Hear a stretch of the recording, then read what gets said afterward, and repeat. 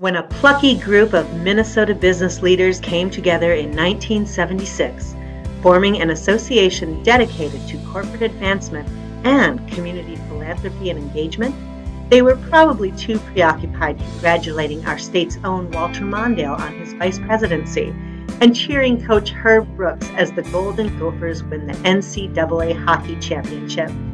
They were probably watching Happy Days and making plans to bring the family to the newly opened Valley Fair amusement park. They were witnessing the last season the Vikings got into the Super Bowl. They probably looked forward to all of the amazing programming and accomplishments that the next 44 years would bring. But even the visionaries that have made the Minnesota Keystone program the success it is couldn't have foreseen a global pandemic that has given us record unemployment, forced businesses to close, and put enormous stress on our healthcare system and its workers.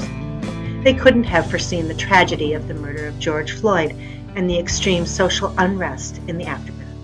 2020 has been a landmark year for all of us. The challenges of isolation, of grief over how much of our lives have changed, in some ways permanently, and the feeling of helplessness many of us are fighting are all too present and real. But this year has also seen remarkable things. Communities and neighbors coming together to help each other, providing food and supplies to those in need, rallying to fix what this year has broken, rebuilding. Like the most important brick in any building, the Minnesota Keystone program has remained steady in doing its part in keeping our community strong, growing, and looking to the future. Moving forward, giving together. In 5, 4, 3, 2, 1. Hello, and welcome to the 2020 Minnesota Keystone Honors virtual celebration. I'm Carolyn Poole, and I'll be your host today. You certainly don't need me to remind you what a challenging year this has been, but it's truly an honor to stand here and say thank you to the Minnesota Keystone program and each of the member organizations that have committed to our mission of giving. Each of you boldly support your communities with compassion and generosity, especially when it seems every day has brought up something new that tests that resolve. You stand up for what truly matters by giving up your time and talents, financial support. Our great state of Minnesota is filled with incredible organizations that serve our citizens, help the most vulnerable among us, and thrive even in the most uncertain times. Uncertain is a word we have heard a lot this year. But today we celebrate not what is giving us anxiety or those feelings of vulnerability, but the remarkable actions to come out of times like these, to celebrate unity, philanthropy, and joy. We have a real treat to start us off today. Waltzing on Waves is Jen Bloom, a Minneapolis-based recording and performing artist. She is a singer-songwriter, single mother of 3, a neurodiversity advocate. Jennifer is genre fluid, multi-instrumentalist with influences such as Nina Simone, Edith Piaf, Omara Portuondo, Patsy Cline, Rufus Wainwright, and Elton John. Today, she'll start us off with Just a Little Bit, a jazz pop track from her album, The One You Fell For. Please welcome Waltzing on Waves.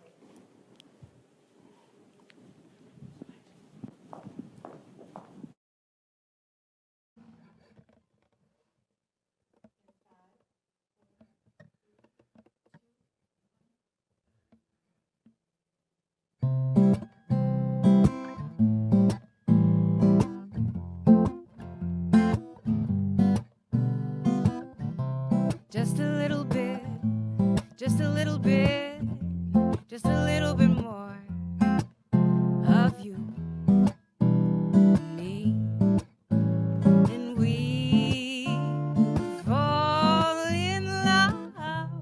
Just a little bit, just a little bit, just a little bit closer when we touch.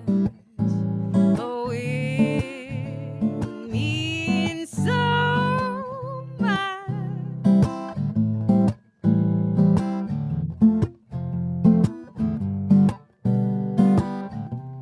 If you look at me a little longer, baby,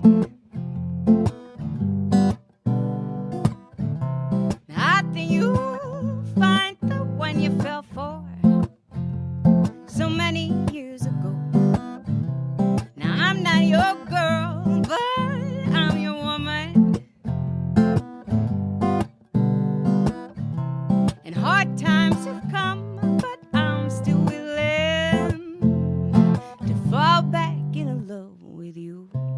Just a little bit, just a little bit, just a little bit slow. When the kids will feel like kids again. Just a little bit, just a little bit, just a little bit longer. When we dance and make romance so.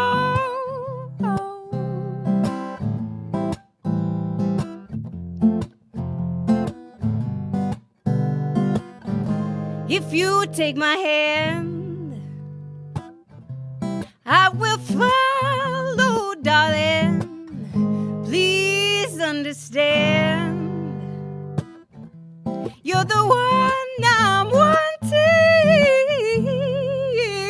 and I've loved you for so long.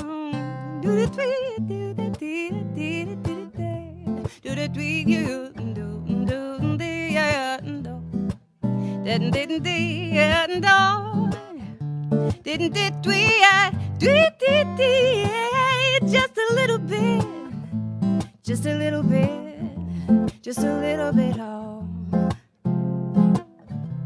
just a little bit, just a little bit, just a little bit, oh.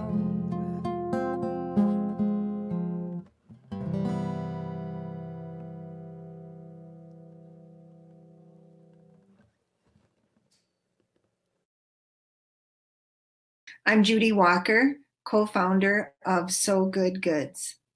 So Good Goods is a nonprofit in Minnesota that supports volunteers in creating beautiful, handcrafted functional goods for individuals and families living in transition. I'm a former Blue Cross employee. I worked there for 24 years and have worked with Susan for many years. And when she and I connected that day, it was a Friday, like a Thursday or a Friday. She told me that she had been approached by Allina Health about their shortage of PPE and wanting to come up with a game plan for making reusable cloth masks to sort of bridge the gap and help them to preserve the really, like the really great masks for their intended purpose. And I called a friend of mine and a long-term supporter of So Good Goods named Michelle Hoagland. She's the owner of Treadle Yard Goods in St. Paul. I laid the idea out there for her, like, what if we put kits together? She said, let's do it. So over the course of that weekend, we put together a game plan. We had several brainstorming and planning sessions with Allina to get approval of the pattern, the design of the pattern, what kind of fabric works best. She opened for kit distribution on the first day. There was a line out the front of her store, which is on the corner of Grand and Hamlin. And for weeks, we had hundreds of people on waiting lists that we had created, just wanting to check out these kits to sew face masks at home. Among our partnerships, so the key one is Treadle in St. Paul. We also had a partnership with Knit and Bolt in North Minneapolis and Megan Boson. This was kind of a niche project to support North Memorial's needs for preserving N95s. So they had designed a cover for an N95, and we worked specifically with Megan on that project. She put those kits together and recruited volunteers to do that sewing specifically for North Memorial. And then we partnered with a small fabric store in Virginia, Minnesota, to get to the needs, because this is a statewide mask effort, right? To get to the needs of Northern healthcare workers. All of these various collaborations, last time I counted, it was over 30,000 masks. Oh, the partnership with Blue Cross is really fabulous. Great relationship. They're so responsive. They have a spirit, like this volunteer spirit that I recall from the many years that I worked there, that is still true today. And they brought a lot of things to the table that, we can't bring. They have resources, they have community partnerships, they've got relationships with providers in the area. They can relate to providers and figure out who needs what. There were times when Blue Cross actually sent people out and physically picked up masks for donation. They have been just nothing but just like a fabulous support and business partner.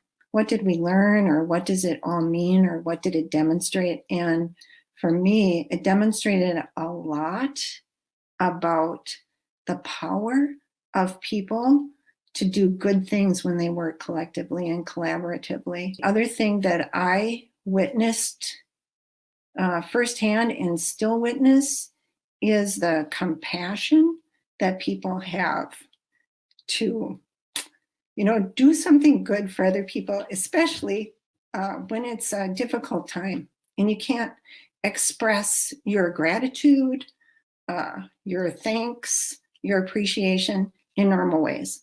So 9 months into it, people are still, at their sewing machines, making things for people that they will never meet.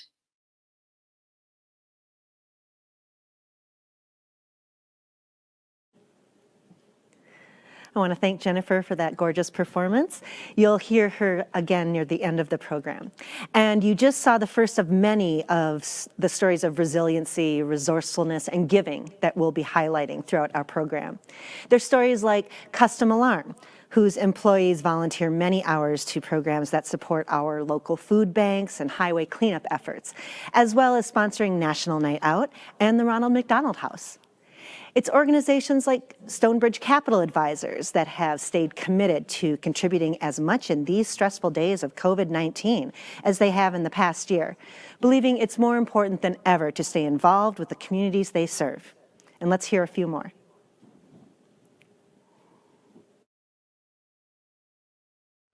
My name is Jack Priggin. I'm the owner and president of Cardinal of Minnesota. We operate a number of small residential homes, similar to the home next to you, perhaps, and we serve individuals with developmental disabilities and other disabilities. Our mission is to provide a safe, happy, healthy living environment for our clients. Everything that we've done every day since the onset of the pandemic has been mission driven, because that is our mission. We're serving people, they live in our homes, they're sharing staff, it's a congregate living situation, nothing quite like a nursing home. Healthcare, frontline, face-to-face with our clients every day. So safe and happy and healthy. We have seen a shift in, as we all have, especially in the last weeks, of the greater need for food. So this is the first time in our charitable giving that I can remember that we would maybe make a drastic turn and give a greater proportion to folks that feed people, food shelves and Salvation Army, for example, or just increase our giving and make extra contributions to those organizations, which is likely what we'll do. You're working with compassionate people that are in love with their work and not with their paycheck. You are part of something that you kind of want to keep up. You see people all around you making sacrifices, going the extra mile, being exceptional, delighting our stakeholders, makes you want to do the same thing. It's contagious. So we see people all around us every day. We share these stories. Half of my emails are feel-good stories, things that our clients who have delighted us and vice versa, and our families and case managers And there's just so many feel-good stories to share, and that's been part of our culture that's really strengthened in the last few years. We just do more and more broadcasting of how we are delighting people and how we're being delighted in return. Write a check and don't share air.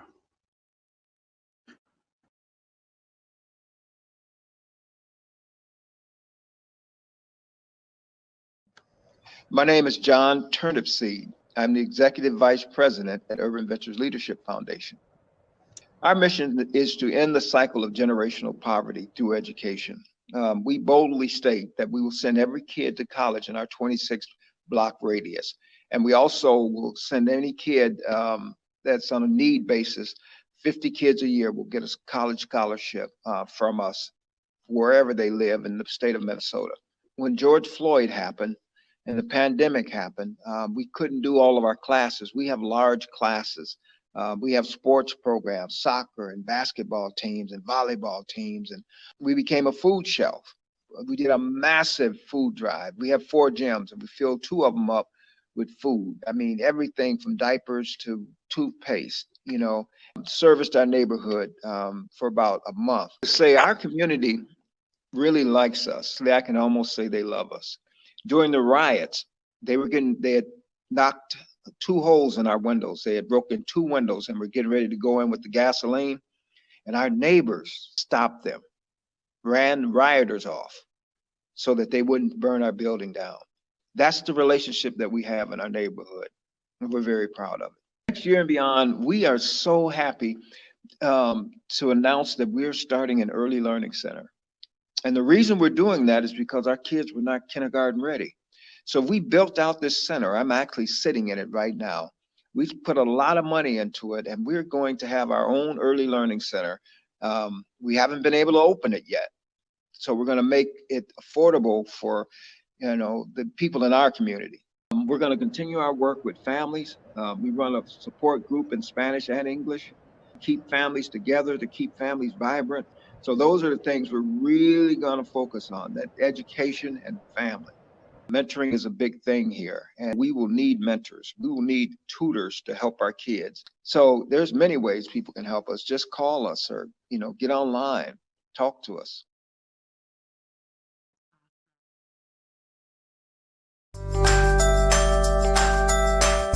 Hi, my name is Tasman Goff.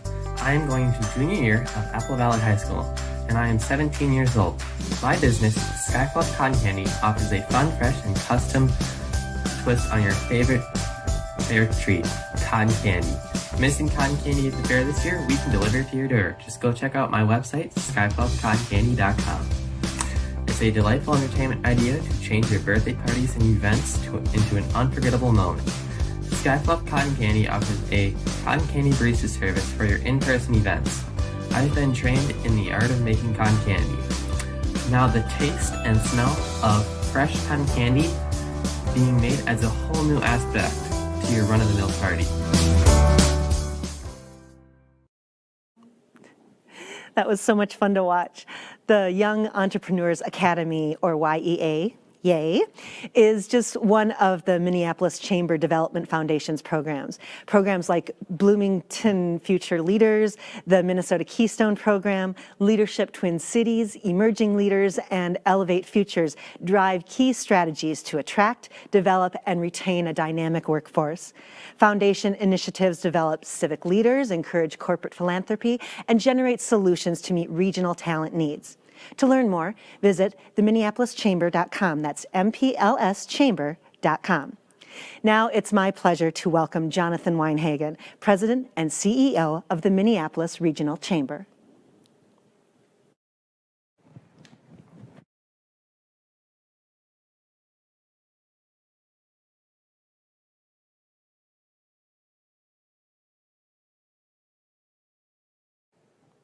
Thank you, Carolyn. For 44 years, the Minnesota Keystone Program has promoted and celebrated corporate philanthropy by honoring companies that donate at least 2% of their pre-tax earnings to charitable organizations. Like many great Minnesota efforts, this one was an organic one. In 1976, 23 companies created this program to recognize and encourage charitable giving. The commitment of Minnesota Keystone participants continues to serve as an example to other businesses both here and around the globe, and sustains Minnesota's spirit of generosity and sense of community. I'd like to take a moment to recognize those members that support the work of the Minnesota Keystone program through the sponsorship of this morning's event. Our presenting sponsor, Xcel Energy. Our premier sponsors, Blue Cross Blue Shield of Minnesota and Wells Fargo. Our sustaining sponsor, Mortenson. Our corporate sponsors, the Minnesota Timberwolves and Minnesota Lynx and Minnesota Twins. And our supporting sponsors, Comcast, Target, RBC Wealth Management, and Rock What You've Got. And our contributing sponsors, Bremer Bank, McGough, and the Minnesota Vikings. And lastly, our event sponsors, Sunrise Banks, US Bank, Voya Financial, and Land O'Lakes. We thank you for your continued support of this program and our communities across the state. Over the past decade, we've seen an evolution in corporate philanthropy towards advancing equity and inclusion in Minnesota. That focus on building a vibrant future for all Minnesotans has been accelerated this year as we have faced the dual pandemics of COVID-19 and systemic and structural racism. Our public health crisis has exposed, with even greater clarity, the stark disparities that exist here in our home state. COVID-19 is not impacting everyone equally, so it is extraordinarily important for business leaders to step up to support those who have not had a seat at the table and those who are most at risk. Today, I encourage all of us who are working to build a strong future for every Minnesotan to redouble our efforts to share power, prosperity, and participation. George Floyd worked at a small business in Minneapolis. He was part of the fabric of our state. When justice is denied and longstanding inequities continue unanswered, our community cannot succeed. We must face the realities of these disparities and tackle them head on. As a business community, we have a history of taking on difficult issues. We build on our successful foundation, but we don't rest on our laurels. Businesses play a unique role in creating prosperity.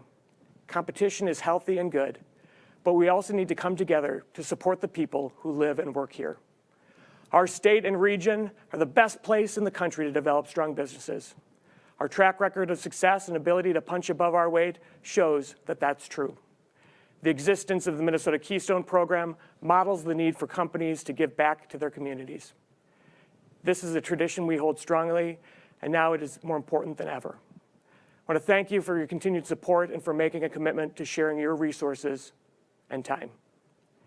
I'd now like to recognize our Minnesota Keystone Program Committee. Our Minnesota Keystone Anniversary Companies,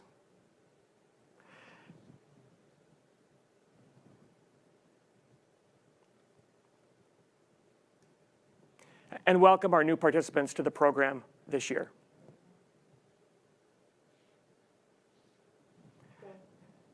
Now it is my great pleasure to introduce our next guest. Peggy Flanagan is Minnesota's 50th Lieutenant Governor. At the center of all of her work is advocating for and making progress for children, working families, and communities of color and indigenous communities, and Minnesotans who have historically been underserved and underrepresented. She has worked for Wellstone Action and served as Executive Director of the Children's Defense Fund. She and her DFL legislative colleagues formed the Posse Caucus, the People of Color and Indigenous, which works to improve the education, health, and economic opportunities for people of color and indigenous communities across the state. Peggy brings her experience of building coalitions and advocating for children and families to the Lieutenant Governor's office as she works in close partnership with Governor Tim Walz to build One Minnesota. We are so happy and grateful to have with us today Lieutenant Governor Peggy Flanagan.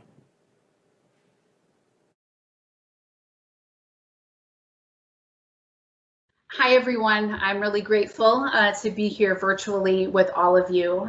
Thank you, Jonathan, for the warm introduction and for the critical partnership of you and your team during this incredibly challenging year. Through it all, you have been a leader who is focused on moving Minnesota forward, and for that, we are very, very grateful.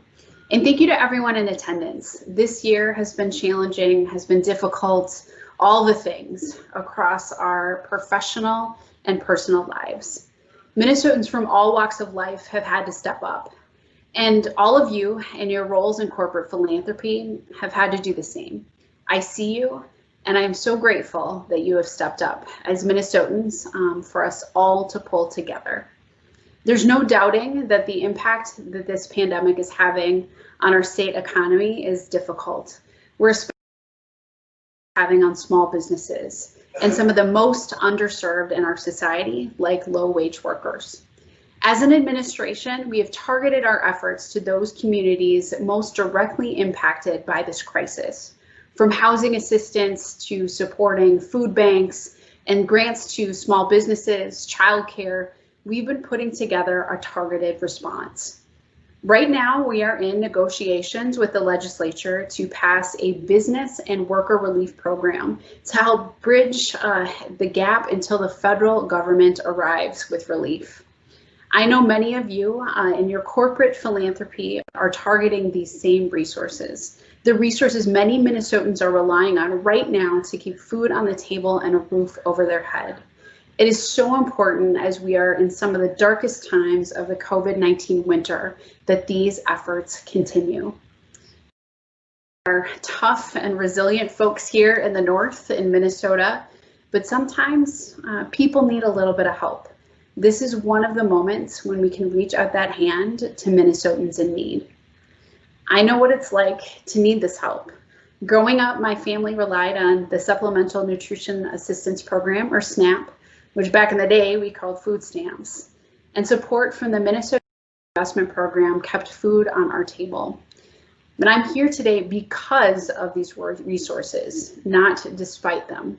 And I'm here today because of the people who advocated on behalf of families like mine. So thank you for doing this work in your own roles. And on behalf of the state of Minnesota, I am so grateful to be here with all of you. Our combined efforts and ongoing partnership can help Minnesota through this incredibly challenging time.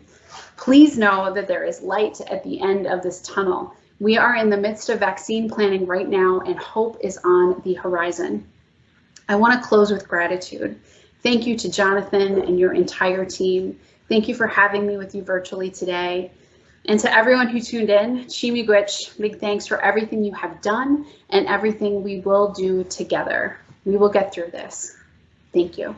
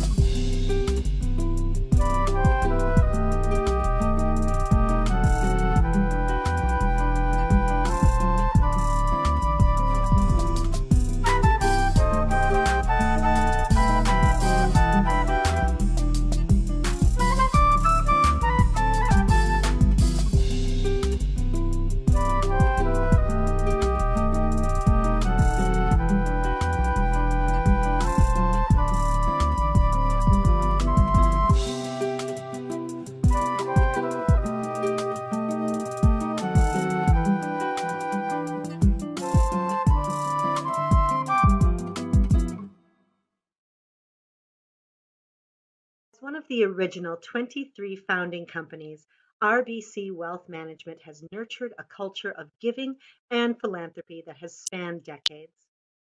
Even amidst turbulent times, one thing that remains constant: RBC's purpose of helping clients thrive and communities prosper.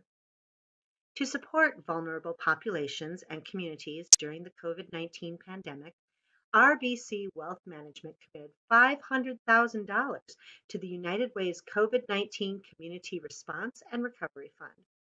This donation will help United Ways across the country provide access to food, housing, childcare, sanitary and hygiene supplies, and more to people affected by the spread of COVID-19. Following the troubling death of George Floyd, RBC committed an additional $250,000 to several organizations, including We Love Lake Street, Northside Funders Group, We Love St. Paul, the Equal Justice Initiatives, and the NAACP Legal Defense and Education Fund. The employees of RBC were up to the challenge as well. They continued their volunteerism and led the charge to ensure our community organizations could continue their work. As the city heals and rebuilds with the help of many volunteers, one RBC employee was particularly inspired to start an organization called Bikes and Bites. With support from friends, family, and fellow RBC employees, Brian Boyer and his wife started the nonprofit delivering supplies, food, water, and more to those in need via bicycle.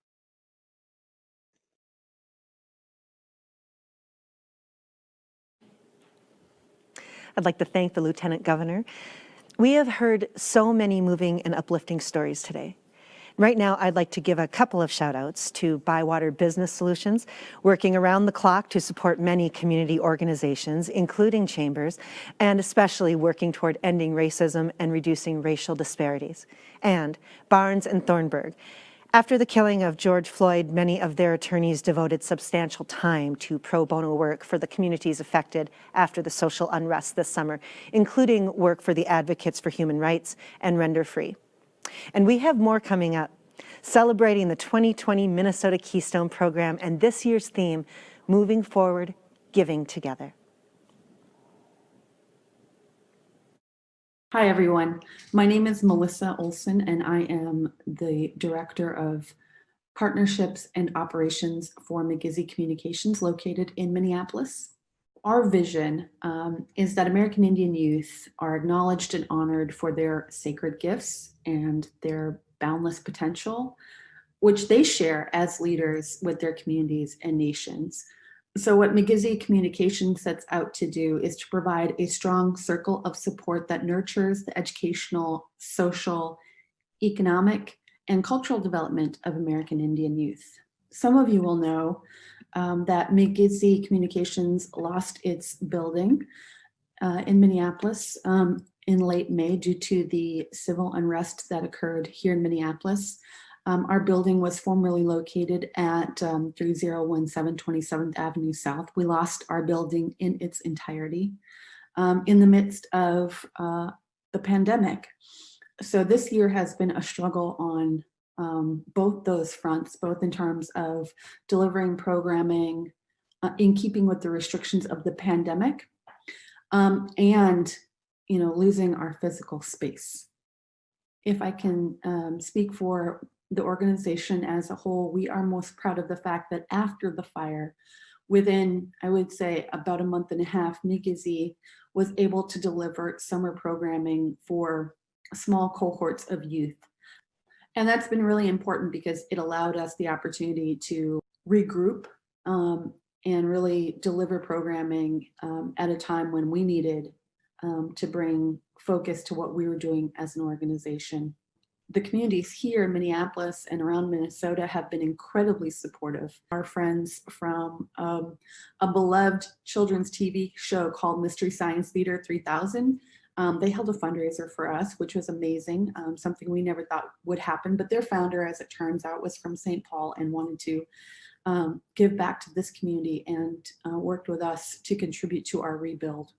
So right now we are planning on potentially relocating in the neighborhood So we very much want to be within walking distance of South High, which is the Minneapolis Public School high school that's nearest to us and has always been a big part of our work. We are looking for is partners who really understand our vision and our mission and do have time, money, and expertise to help us sort of imagine what McGizzy can look like for the next, let's say, 40 years. And we look forward to a time when we can all be together and we can work on some of these solutions in community with one another. Thank you so much.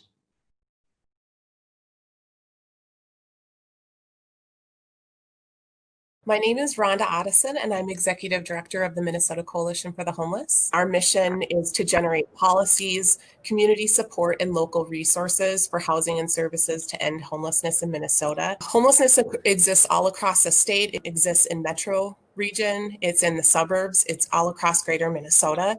On any given night in Minnesota, we have about 20,000 children, adults, and seniors who are without a home. We hear from our member organizations and from shelters across the state that there are so many people who are now at risk of losing their housing because of the economic downturn. The reality is that 80 of 87 counties in Minnesota lack enough shelter space to meet the current needs. We want more homes for people. And until that happens, we need safe spaces for people. In July, with advocates and partners, we were able to secure $100 million in resources to help with rent, mortgage, and utility costs. And that program has really been a lifeline for so many people who have been hit economically with job loss or income decreases. Finally, in October, we had an historic win. The bonding bill was passed and $116 million was secured, and that investment will help preserve and build homes all across Minnesota. I do love the theme for this event and moving forward together, and we would love for people to move forward with us to advance solutions to homelessness in Minnesota. Follow us on social media to stay up to date and amplify the need for shelter and housing. We host Twitter storms throughout the legislative session at key points to amplify solutions to ending homelessness. I would also really encourage people to build a relationship with their legislator. If people have experienced homelessness or housing instability, sharing that story with your lawmaker is really powerful. And we know that shelter saves lives and housing ends homelessness. And until we have enough homes for everybody in Minnesota, we're going to continue to advocate for shelter to save lives.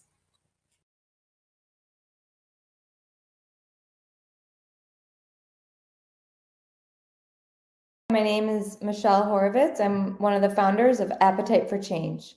Appetite for Change is a community-led nonprofit, and our mission is to use food as a tool to build health, wealth, and social change. We do this through youth-led social enterprise work, programming, and policy initiatives. We really build community capacity for folks to make their own change. And we're looking to create health equity and eliminate health disparities in North Minneapolis and beyond. The effects of systematic prejudice has made Northside residents experience even more employment barriers, poverty, chronic health issues, and limited access to fresh food. Community members were further challenged as a result of underemployment, increased violence in our community, closure of grocery stores, remote learning, and all of it has made it even more difficult for communities like ours to nourish our bodies. Just since April, we have distributed over 200,000 community meals to people who are in need. We've also delivered over 5,000 fresh and local meal kit boxes. It's our piloted program during COVID called Community Cooks Meal Boxes, because we can't bring people together to cook and eat and dialogue like we normally do. So we started the Community Cooks Meal Box program, and that has served over 300 households in our community, AFC, as well as an additional 200 households in other partner organizations that we work with. So it's been heartwarming for us to see families open the boxes and cook a meal with their children. First and foremost, go to YouTube and watch Grow Food. It will lift your spirits. Of course, we could use donations and support. We are trying to continue our community cooks meal boxes. We would love for folks to support Northside businesses and Black-owned businesses. Our catering is still open, so if you do you have any needs for catering, we would be happy to fulfill them. Well, 2020 has been one hell of a year, both personal, professional, and around the world. And we would love to ask for your support. And if you give to Appetite for Change, you will be helping us provide real food to real people. Thank you so much.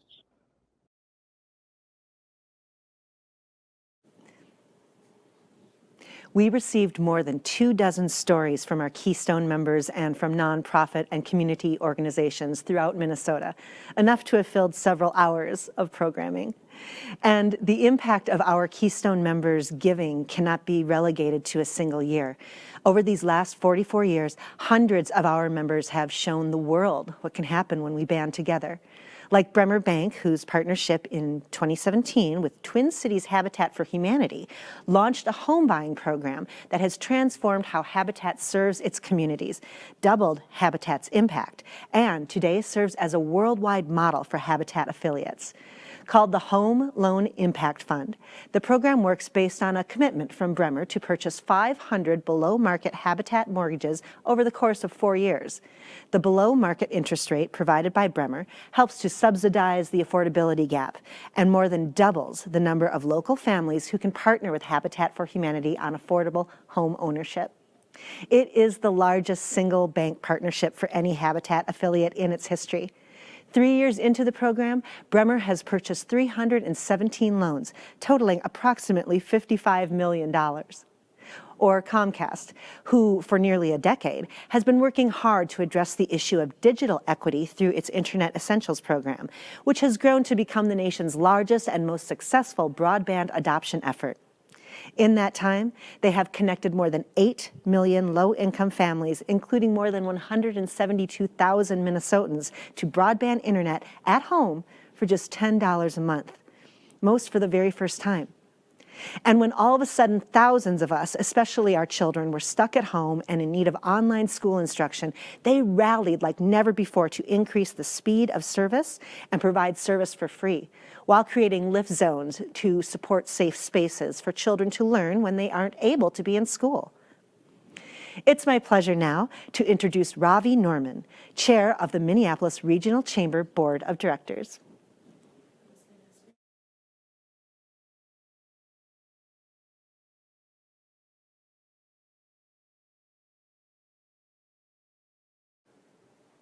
Hello. We've run into a paradox. Despite unparalleled opportunities for connection, people are in important ways as fragmented, segmented, and separated as we've ever been. In fact, we have arguably become more isolated and are increasingly liberating ourselves from social bonds in nearly every aspect of life, familial, neighborly, communal, and religious, which has meant that more and more we're losing out on the sense of connection that gives many of us a feeling of belonging and meaning.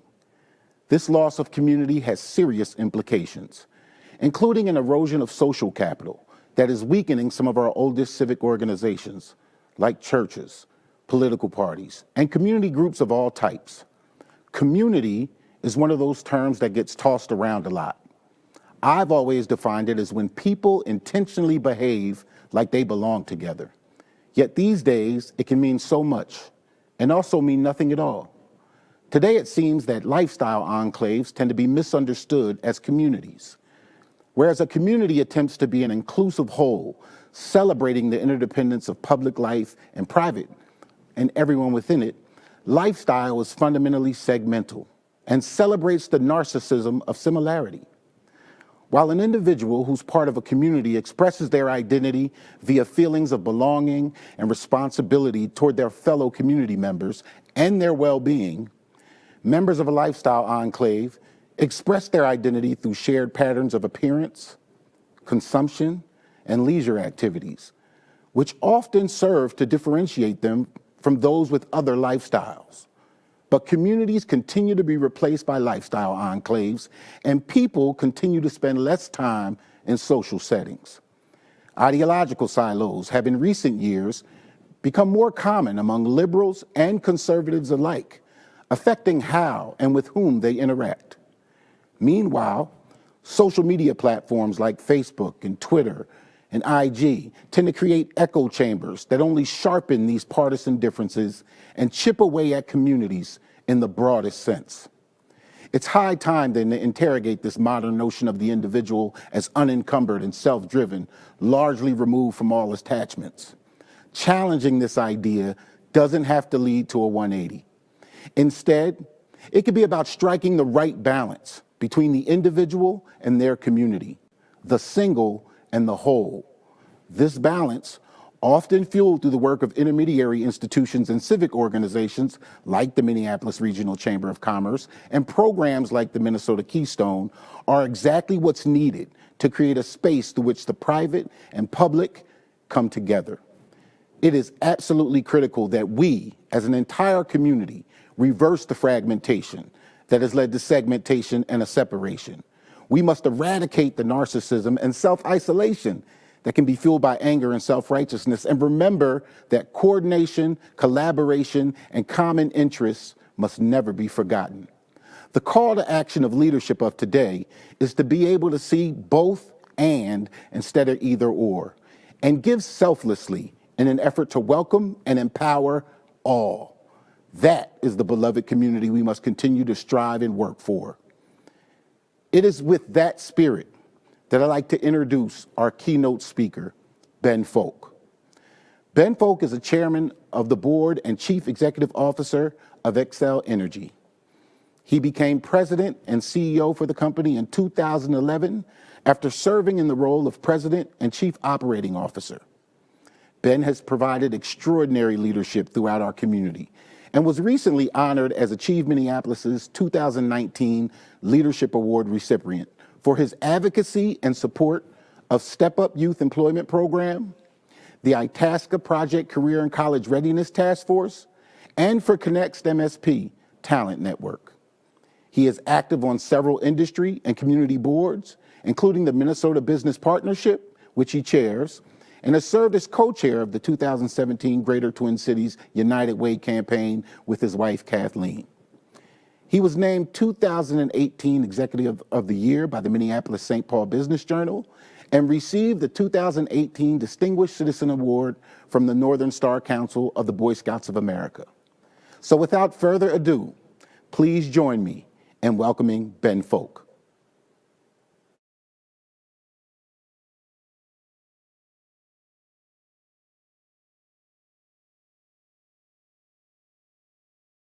Good morning. It's an honor to join you today for the 2020 Keystone program sponsored by the Minneapolis Regional Chamber. I'm Ben Folk, Chairman and CEO of Xcel Energy, and I'm proud to lead an organization that has been a Keystone program member since back in 1993, back when we were then known as Northern States Power. As most of you know, the Keystone program was developed 44 years ago to recognize companies that contributed at least 2% of their pre-tax earnings back to the community. It's important to remember that giving comes in many different forms, including foundation gifts, matching gifts, volunteer hours, goods, and in-kind services. Today, we're here to celebrate giving in all forms, from Roseau to Rochester. I think a great example worth celebrating is the Minnesota Central Kitchen.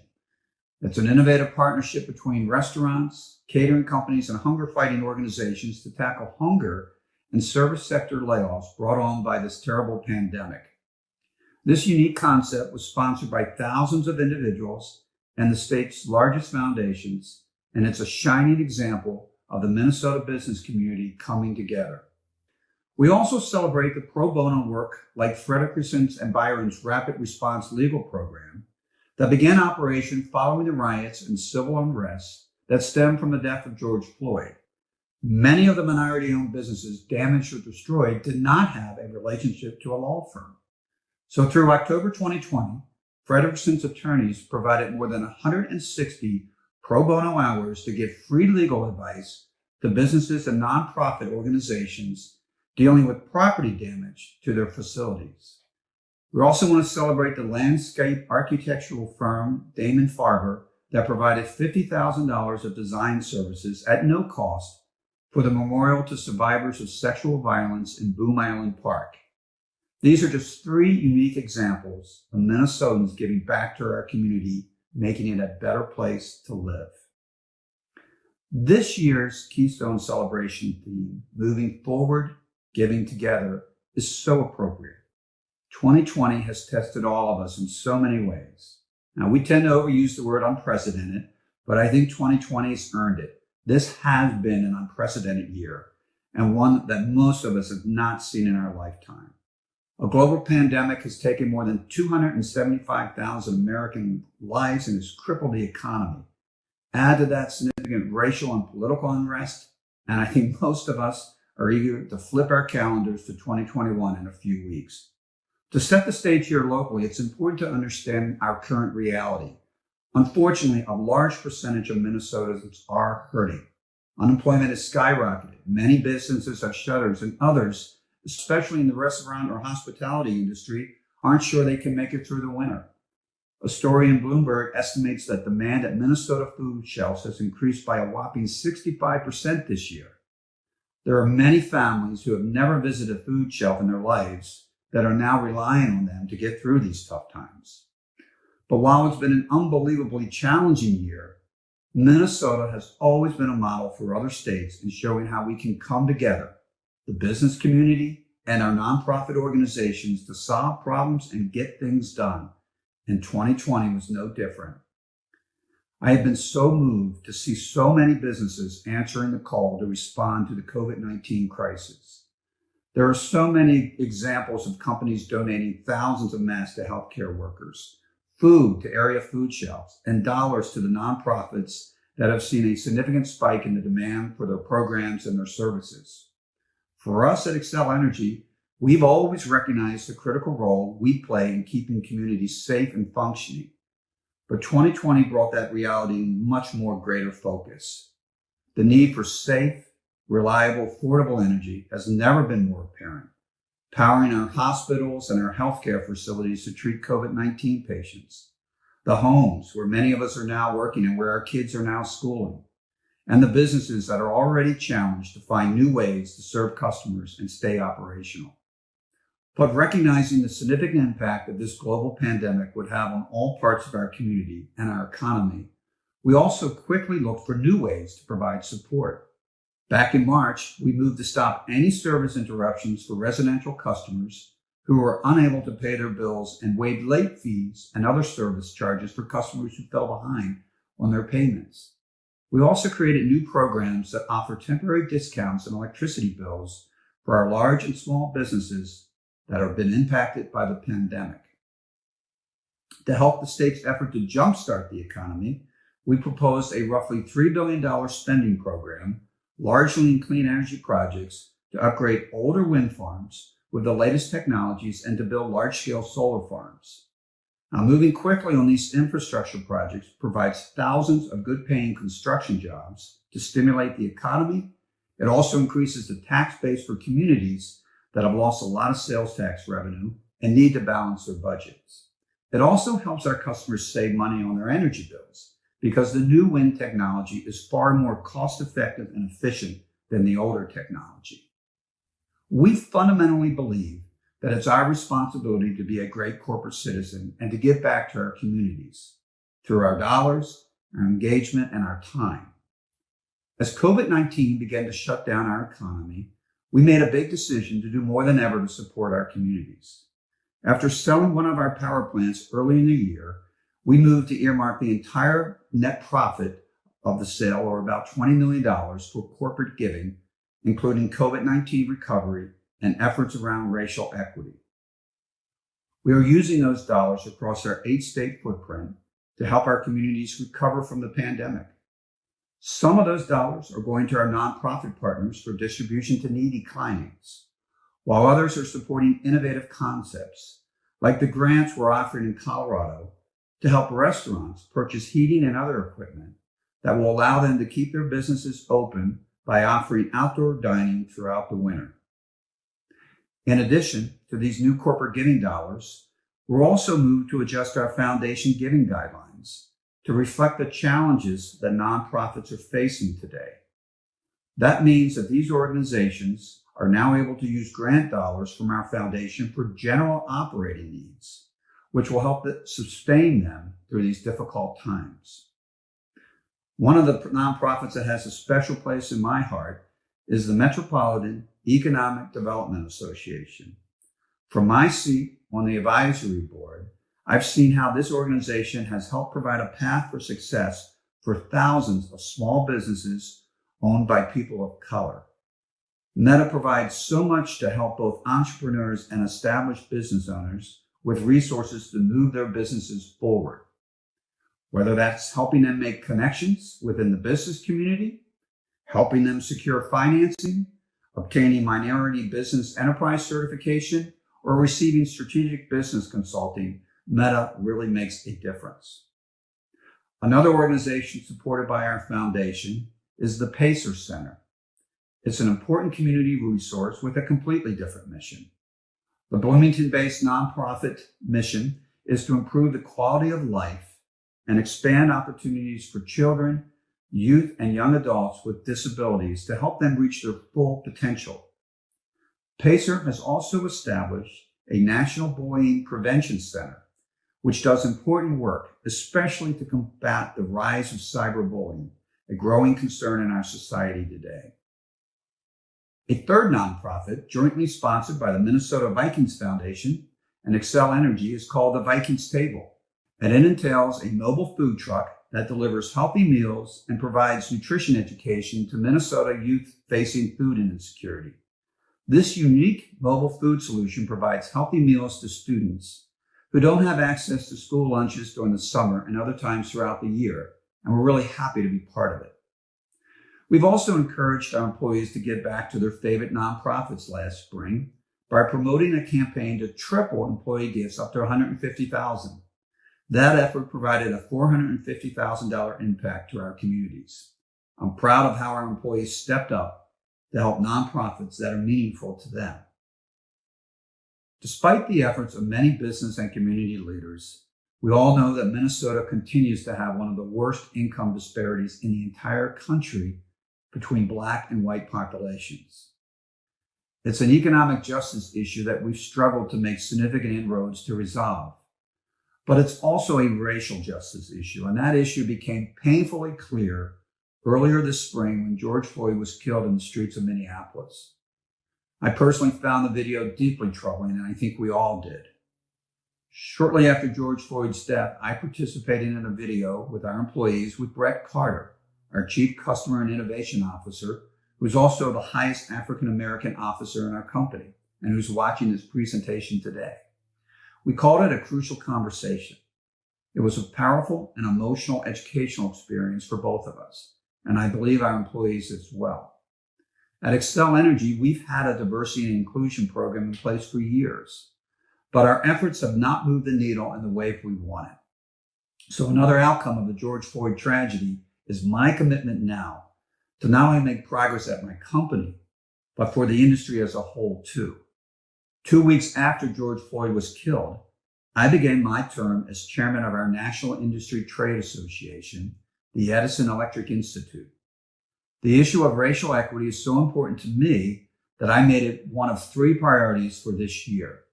Next month, CEOs from electric companies across the country will share their commitments to address racial equity in their communities.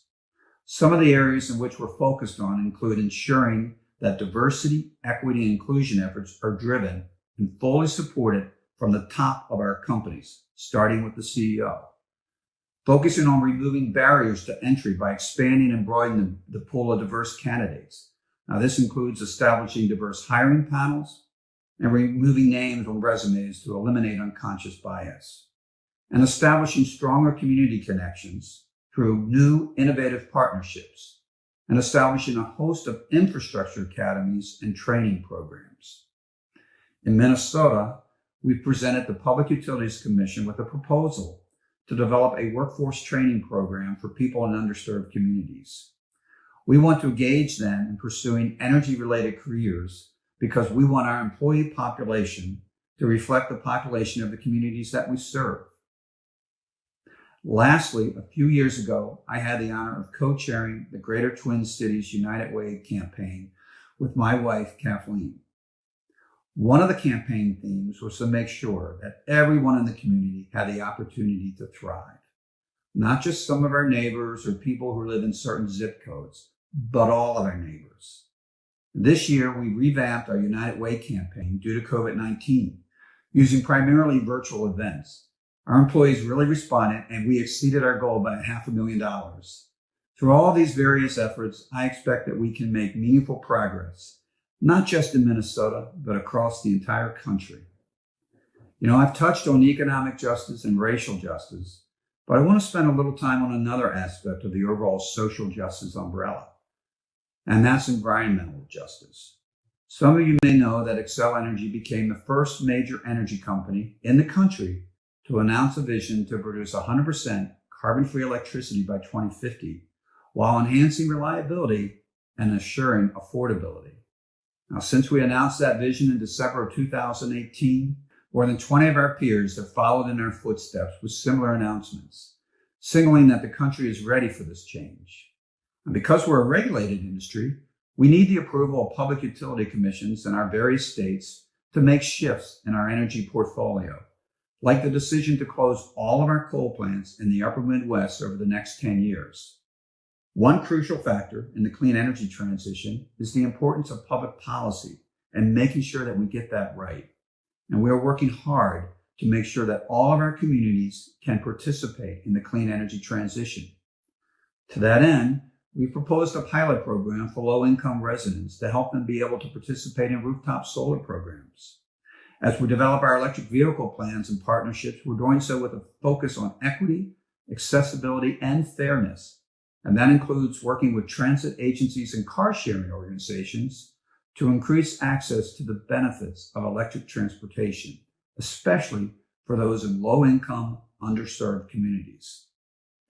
As we continue to add renewable energy to our system and move forward with our plans to shutter our coal plants, it's really important that we also take care of the communities that have powered our industry for decades.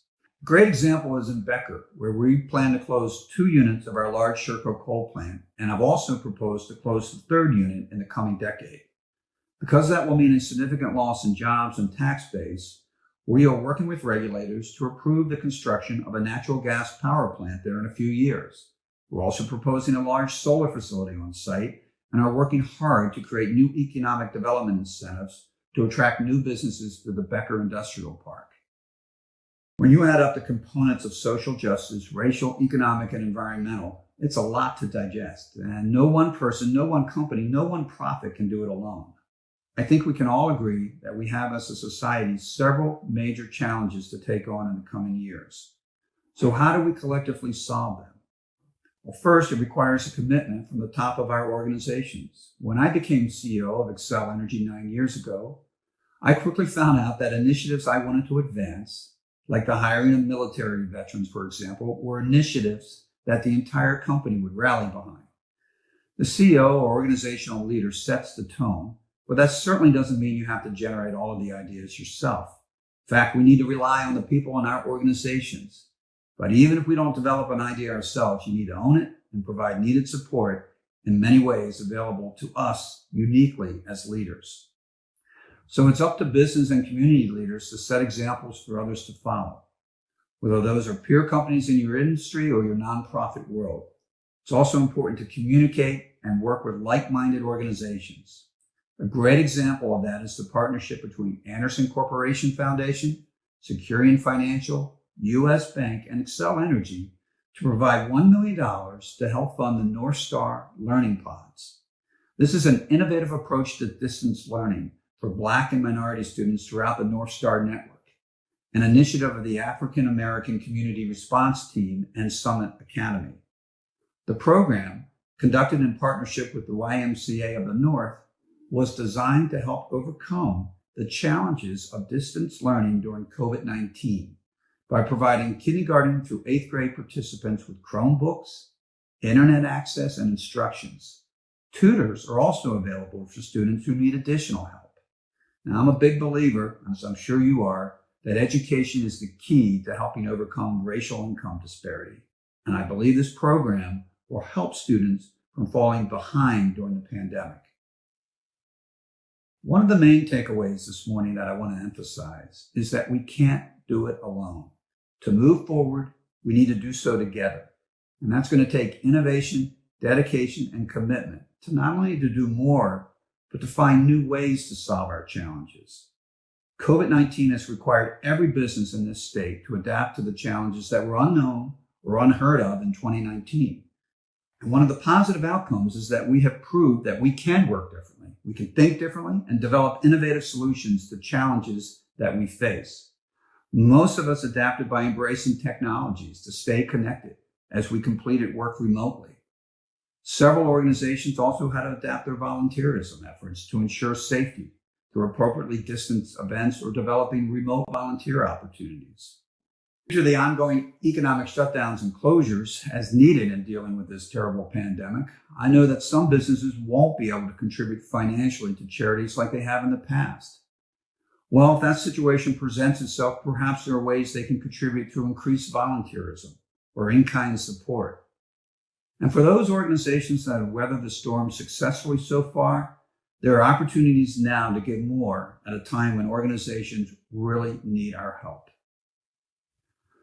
So despite the challenges of 2020 and what may lie ahead in 2021, I am optimistic about the future.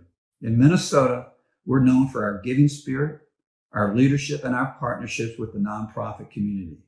I'm proud to be part of this business community, and I believe that as business leaders, we have a greater responsibility than ever before to advocate for social justice in its many forms. If we double down on our commitments, form strategic partnerships, and develop innovative solutions, we can indeed move forward by giving together and making huge differences for the good in our communities. You know, there is a light at the end of the tunnel, and it's getting brighter every day. Thanks to the Minneapolis Regional Chamber for the invitation to speak today. My sincere hope is that all of you stay safe and healthy through this holiday season and into 2021.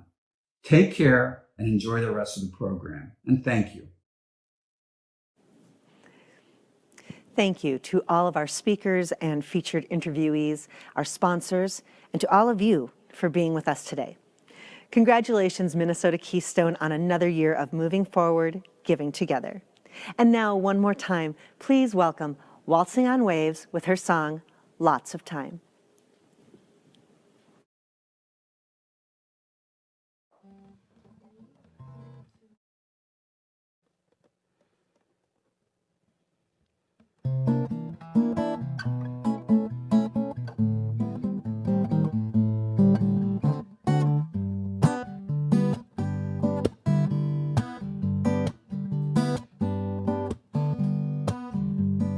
Right along beside me, we'll go off-road.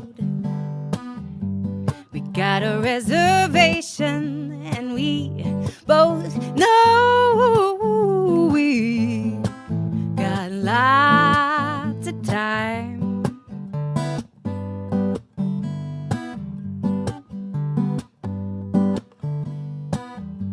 Let's get some miles behind us and then go slow.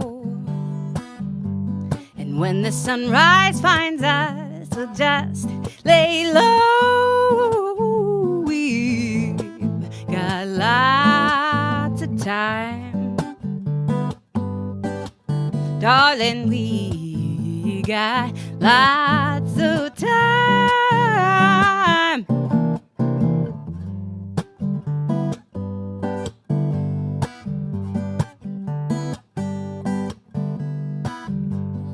Wrap your arms around me and start to sway.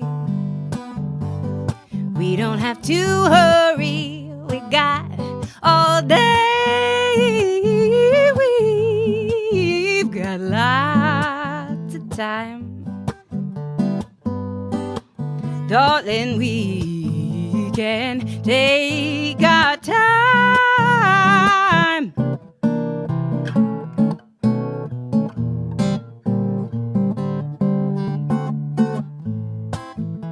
Got me feeling fine. Now I'm just yours, and you're all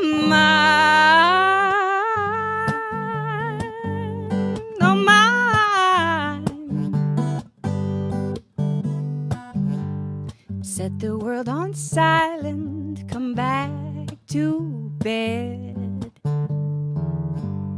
Crawl under the covers and rest your head. We've got lots of time,